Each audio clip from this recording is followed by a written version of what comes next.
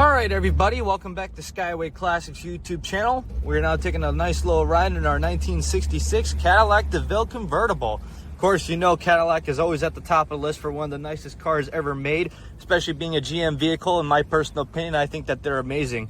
Going to the one we have here featuring a very nice baby blue exterior. As you do see, it does have a white power top, and I will say it again, it is a power top, not a manual. God bless the power of Cadillac and their beauty back in 1966. Of course, 66 was a time where cars weren't so modern, but just simple. But of course, Cadillac always had some nice functions to come with their vehicles. Of course, as we also look at the outside, you will see that it does have the appropriate hubcaps, followed by some modernized Nexen white line tires to really give it the old school appeal. Of course, being a longer boat, these cars were used for many purposes, such as transport, whether you want to be for you, your friends, sneaking in the movies. Maybe some people back up north want to put some people swimming with the fishes, who knows? That's not my particular say, but it offered a lot of room for a lot of people to enjoy. As we move on to the inside, you can see it is an automatic on the column, featuring the very nice tilt wheel. And in fact, I even believe it does have the lock settings on the center cap here. Of course, if you can look at the inside here, you have a lot of room.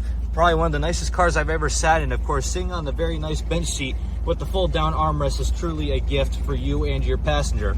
As we look at our cluster here, you can see it's very simple. You got the most necessary things, your gas gauge, speedometer, and temperature gauge. Of course, even especially knowing how to tell time, I believe not a lot of people know how to do that anymore, especially for the younger generations like mine. I truly hope they learned how to learn an analog clock. But of course, you can look across the dash here, you see that it still has its old school radio.